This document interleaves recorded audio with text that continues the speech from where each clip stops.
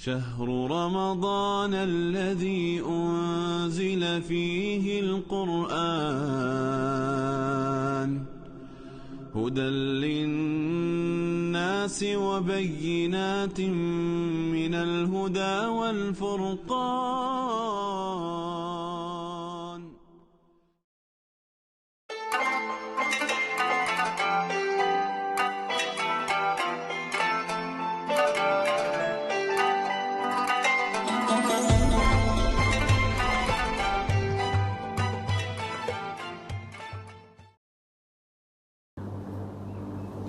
Bismillahirrahmanirrahim. Assalamualaikum warahmatullahi wabarakatuh.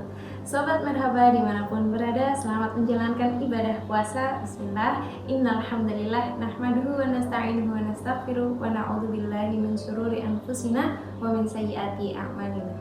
May yahdihillahu fala mudhillalah wa may yudhlilhu fala hadiyalah. Amma ba'du.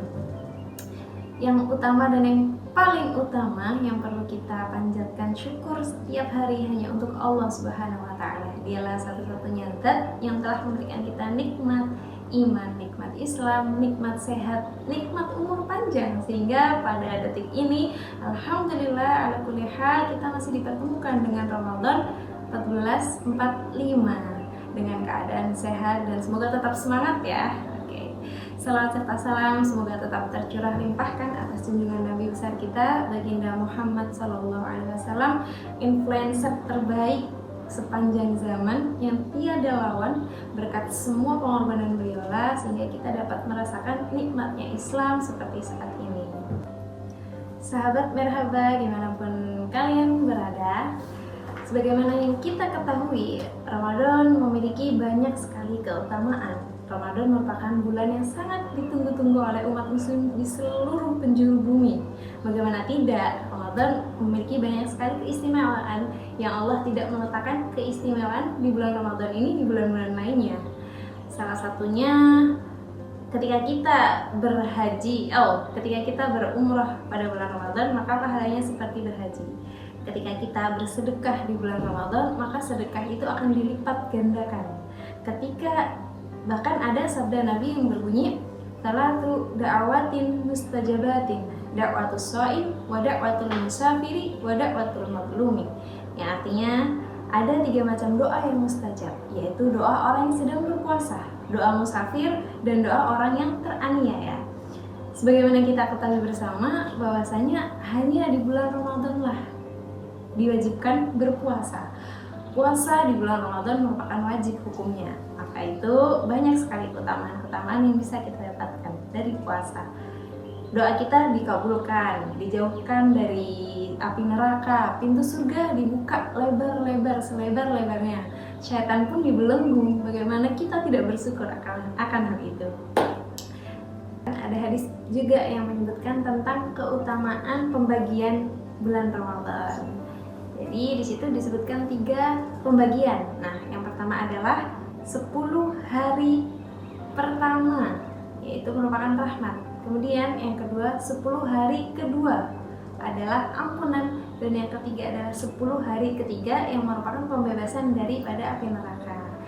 Jadi sobat merhaba dimanapun kita berada, ketika kita berhasil melewati 10 hari pertama dengan lancar, dengan ibadah yang kita sudah usahakan semaksimal mungkin, kemudian kita bisa melalui 10 hari keduanya pun demikian, atau bahkan bisa dengan lebih baik, hatta kita bisa sampai kepada 10 hari terakhir ini, maka lengkap sudah seluruh amalan kita insya Allah. Maka insya Allah kita akan termasuk daripada hamba-hambanya yang sukses dalam Ramadan ini.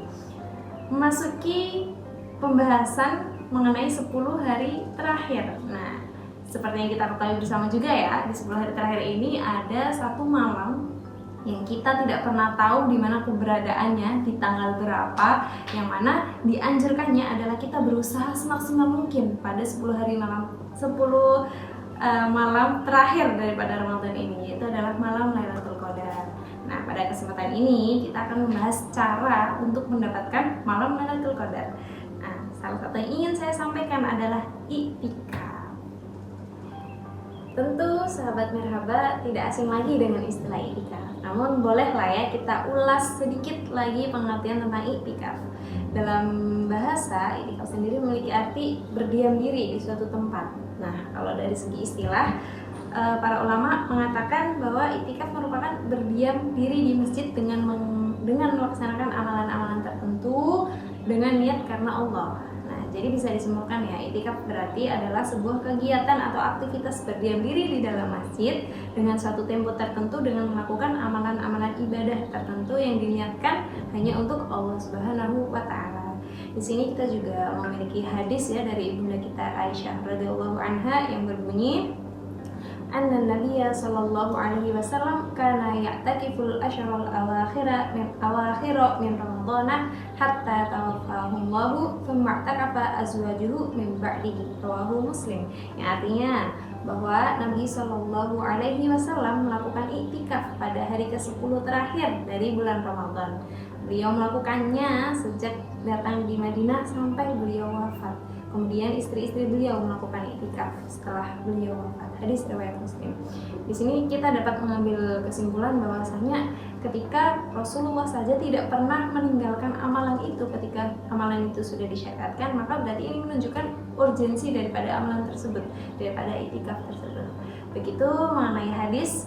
Kemudian kapan sih waktu untuk i'tikaf? Waktu pelaksanaan i'tikaf sendiri terdapat beberapa pendapat dari para ulama kita ya, di kalangan para ulama.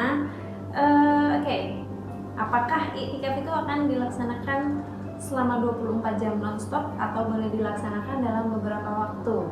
Di sini Al-Hanafiyah berpendapat bahwa i'tikaf dapat dilaksanakan pada waktu yang sebentar, tapi tidak ditentukan batas lamanya. Sedangkan menurut Al-Malikiyah, i'tikaf dilaksanakan dalam waktu minimal 1 malam dan 1 hari. Dengan memperhatikan beberapa perbedaan pendapat tersebut, maka bisa disimpulkan ya, i'tikaf dapat dilaksanakan dalam beberapa waktu tertentu, misalnya 1 jam, 2 jam, 3 jam, dan seterusnya. Dan boleh juga dilaksanakan dalam waktu sehari semalam non-stop. Bahkan para as-sabiqun al-awwalun, para ulama-ulama yang imannya itu sudah di atas rata-rata, mereka itu benar-benar mendedikasikan ruhnya untuk benar-benar beribadah di i'tikaf tersebut. Jadi mereka benar-benar meninggalkan urusan-urusan selain beribadah gitu. Kemudian tata cara beriktikaf tidak ada tata cara khusus selain niat beribadah karena Allah, niat bersungguh-sungguh beribadah. Kita bisa mengisi i'tikaf tersebut dengan memperbanyak berzikir, berdoa, membaca Al-Quran, dan meminta apapun terhadap Allah. Masya Allah ya. Dan insya Allah pada 10 hari terakhir ini, ketika doa-doa itu dengan tulus kita panjatkan, kita langitkan, maka insya Allah Allah pun akan memberikan dan mengijabah doa-doa tersebut. Karena ya begitulah keistimewaan daripada Ramadan. Nah, syarat-syarat i'tikaf tentu dia harus beragama Islam. Orang yang beriktikaf tentu harus sudah balik, sudah bisa mengerti maksud dan tujuan ia mengapa melaksanakan i'tikaf tersebut. Kemudian i'tikaf harus dilaksanakan di masjid, masjid yang biasa digunakan untuk sholat berjamaah. Jadi ketika kita sudah meniatkan untuk beriktikaf, kita tidak boleh sembarangan. Kita hanya bisa meninggalkan masjid atau tempat kita melaksanakan i'tikaf itu karena uzur syar'i, seperti misalnya hajat tabiiyah kita sebagai seorang manusia dan sebagainya. Hanya udzur-udzur atau halangan-halangan yang memang kita tidak bisa meninggalkannya. Sementara untuk urusan duniawi yang sekiranya bisa dikerjakan nanti, maka harap untuk ditinggalkan terlebih dahulu. Sobat Merhaba dimanapun kita berada, dengan niat yang sudah kita khususkan untuk beribadah melalui i'tikaf ini, insya Allah akan menjadi wasilah kita untuk mendapatkan malam Lailatul Qadar, malam yang menjadi impian dan inceran dari seluruh makhluk Allah di muka bumi ini. Maka mari kita upgrade kembali niat kita di bulan Ramadan ini. Mari kita coba untuk melaksanakan ibadah-ibadah, ataupun kita bisa mencoba i'tikaf semampu kita, asal kita benar-benar bisa melaksanakannya dengan khusyuk, dengan penuh makna, dengan khusyuk intinya ya. Oke, semoga Ramadan kita berjalan lancar, semoga kita bisa menjadi alumni-alumni Ramadan yang berhasil, yang najah, dan kita bisa berjumpa pada Ramadan selanjutnya. Sekian, nun wal kalam ya maesturun. Wassalamualaikum warahmatullahi wabarakatuh.